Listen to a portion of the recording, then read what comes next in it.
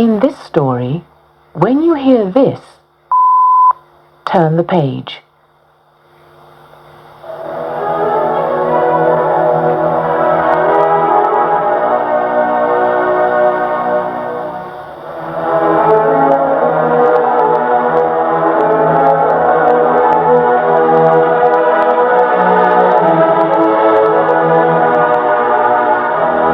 The Goose Girl.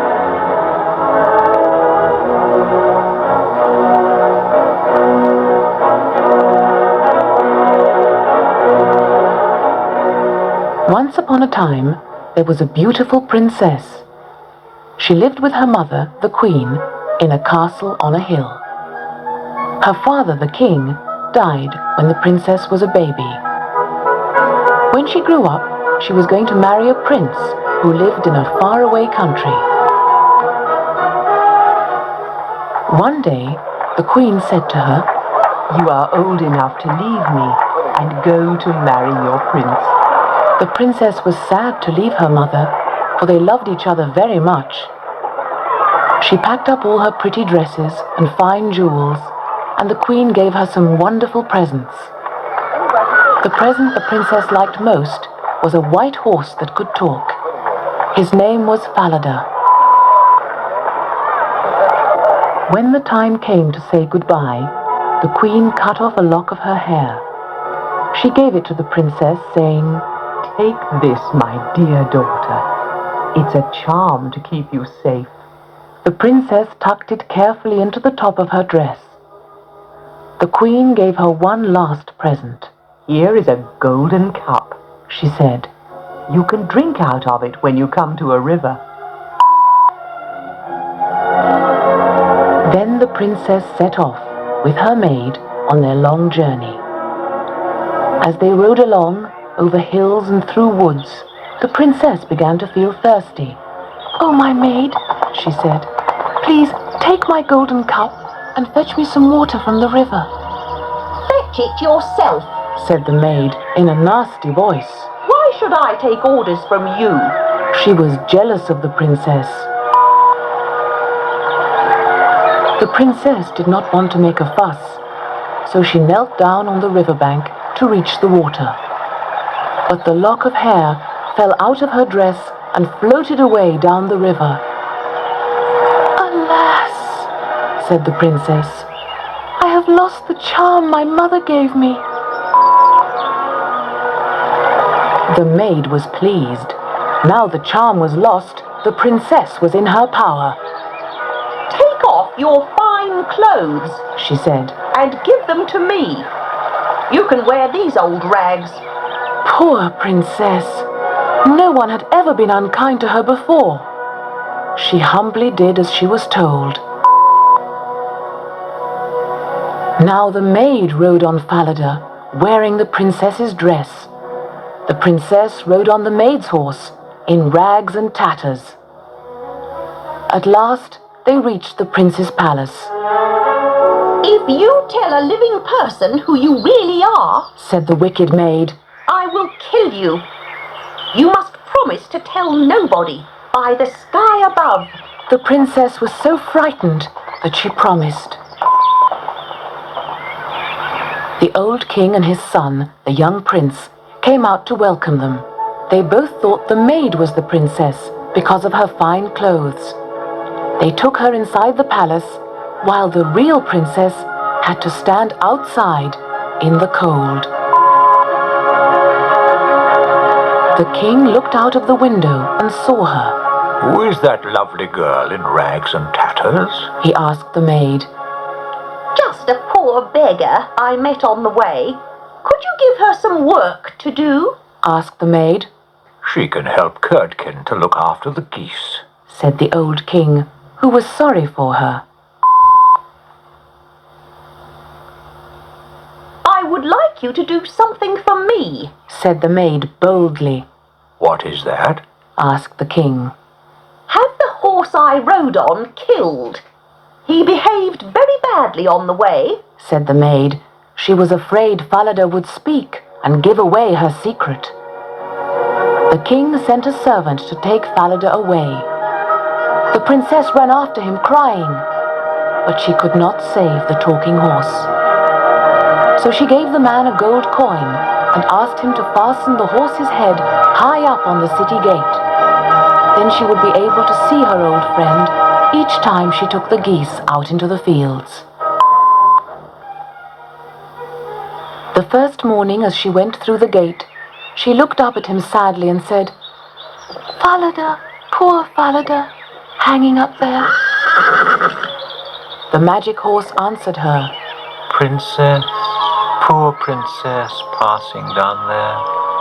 Alas, alas, if your mother knew how sad her heart would be for you. Curdken was the boy who looked after the geese. He liked to tease the girls and pull their hair and pinch them. The princess had beautiful, long, fair hair. She kept it hidden under a scarf. When she was in the fields, she let it down to brush and comb it. It shone like gold in the sunshine. Curdken crept up behind her and tried to pull some of it out.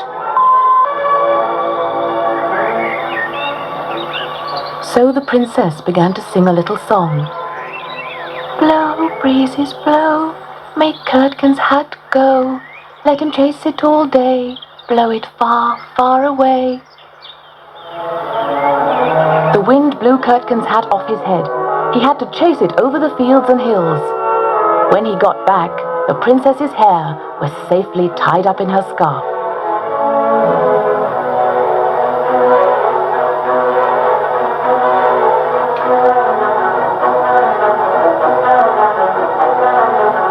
When the music stops, you can turn your cassette over.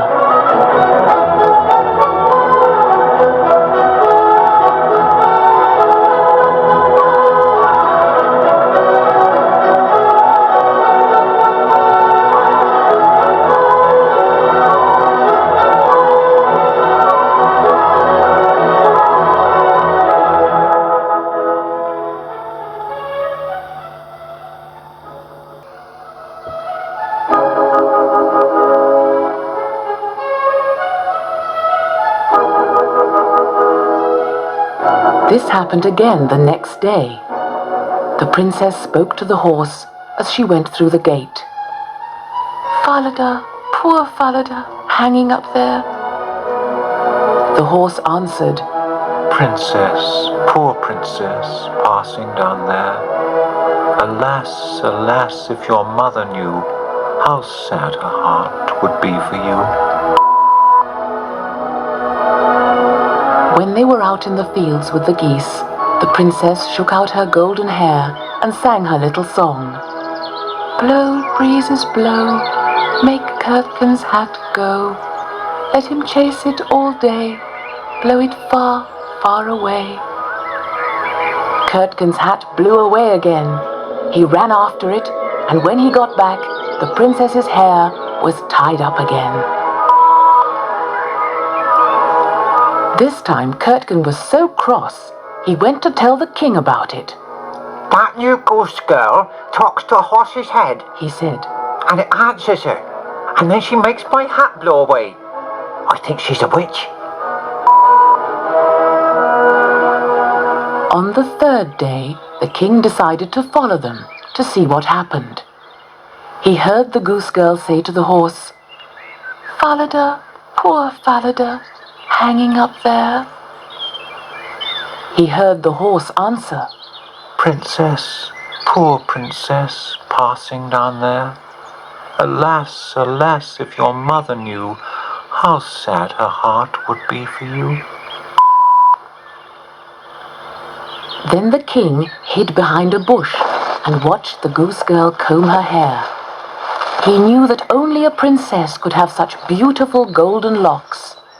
She sang, "Blow, breezes, blow, make Curdken's hat go.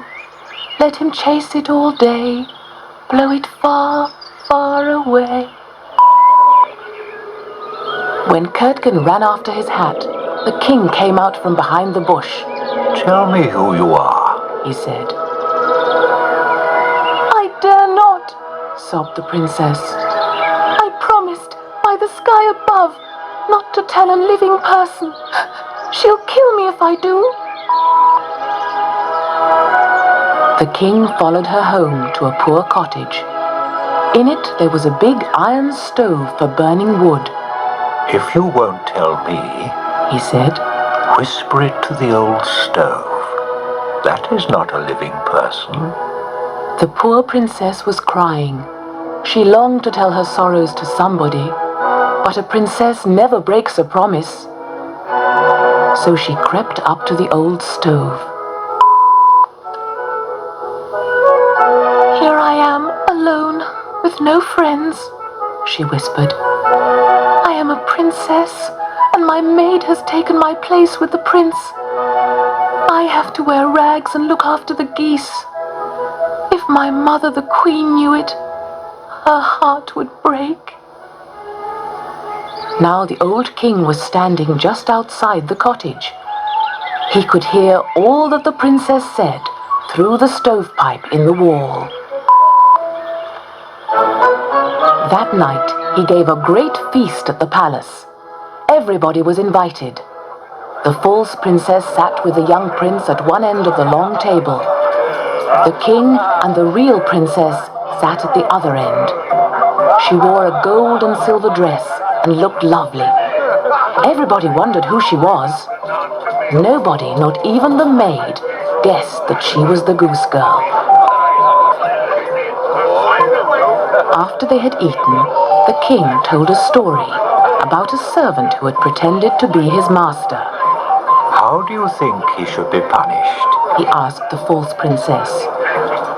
Take away all his fine clothes and put him in a barrel. Have 2 horses drag it through the streets. Then turn him out of town, Said the maid with a wicked laugh. What a good idea. Said the king. That shall be your punishment.